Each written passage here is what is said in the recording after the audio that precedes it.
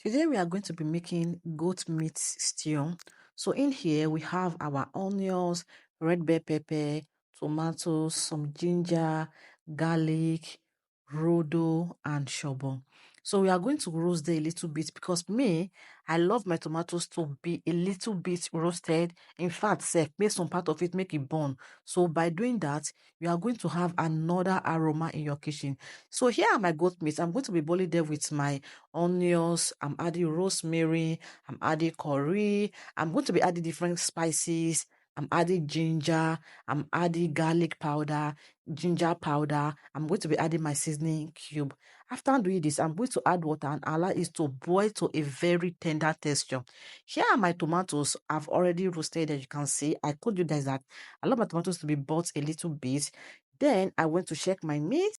It look like this goat meat is a male goat because Adi be saying a female goat you go cook and no agree done. So frying our goat meat, we are going to add garlic to the oil. We are going to add onions because doing this, it also gives your meat another aroma. So we are going to fry the meat, then we are going to go ahead and prepare our goat meat stew.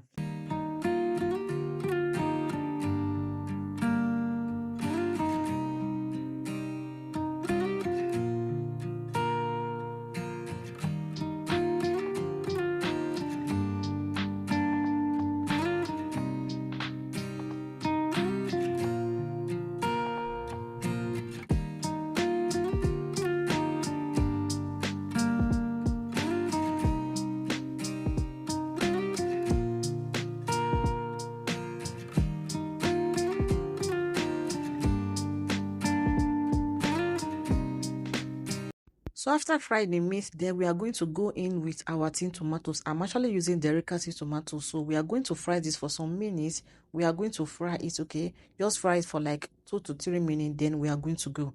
After doing this, next thing we are going to add is our tomatoes, our mixed and blended tomatoes. We are going to add this into this stew. At this point, the aroma in my kitchen was something else. It was as if my village people was on my door, knocking on my door because they've already heard the aroma in my kitchen. So I added my tomatoes mixture to the stew. Oh my God. You guys can see. Oh, if you guys taste this stew, if you make your stew like this, with the way I'm showing you guys, you are going to see a little and big difference in your cooking. You are going to stir this, okay? You are going to stir it, then you will start adding all your ingredients again like curry, thyme, salt, rosemary.